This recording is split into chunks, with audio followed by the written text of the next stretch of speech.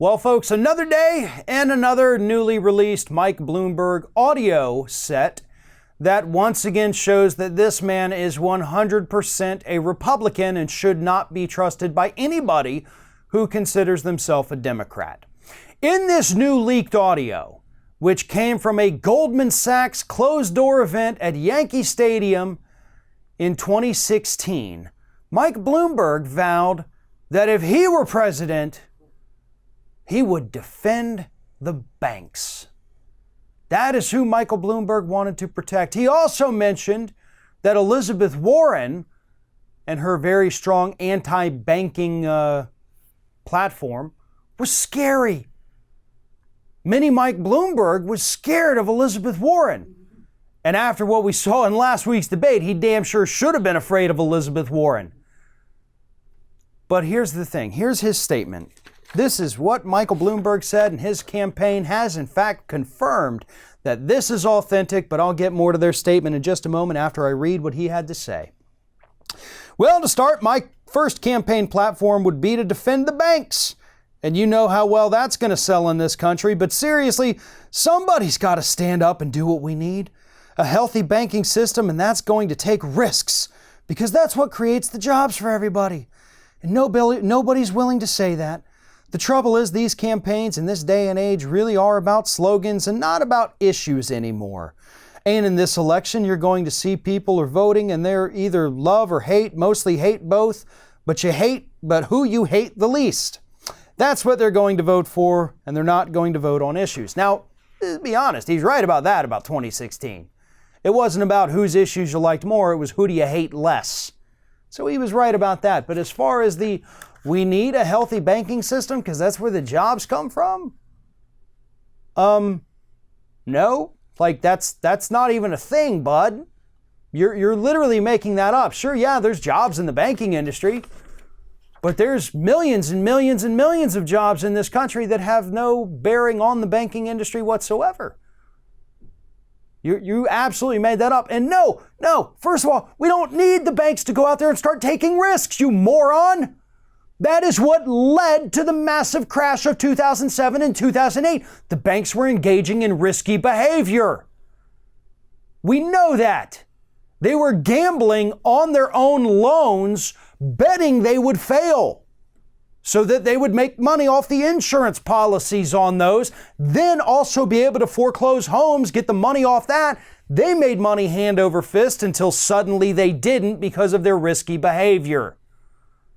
That's why, we had all these new banking regulations come out to stop the risky behavior.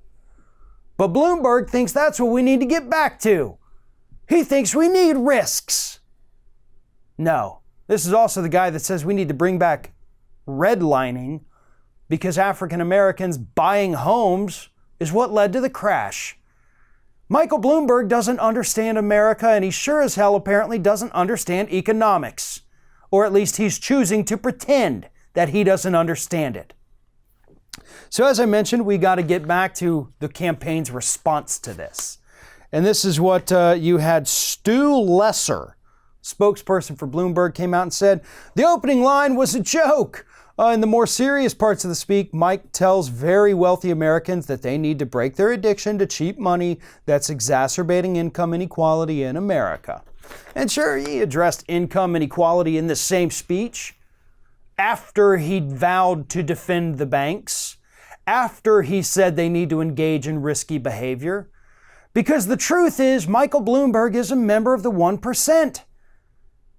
I mean, when we're talking about wealth in the United States itself, he's a member of literally the top 10 people. Not just the 1%, the top 10 humans in the United States.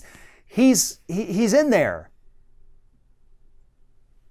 He wants to preserve that wealth. That's why he's running for president. This isn't about beating Trump, it's about preserving his wealth. He doesn't care about income inequality in this country because he's done nothing to help it. He's done nothing to solve it. He could have put his money to good use, but he refuses to do that.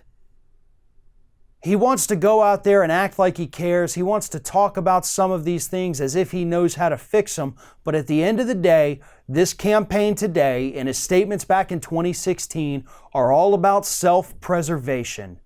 Bloomberg doesn't want to lose any money to paying more in taxes, but his campaign ads that he's running coast to coast are trying to tell you the opposite. They're trying to tell you Bloomberg is a man that cares. Bloomberg is the man with the plan. Bloomberg is the man that can beat Trump. No.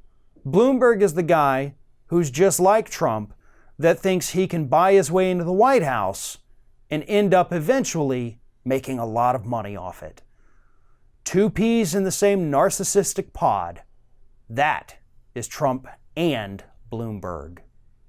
Hey everyone, you know what this is. It's the end screen, where I'm supposed to beg you to like, comment, share, and subscribe for more content from Ring of Fire.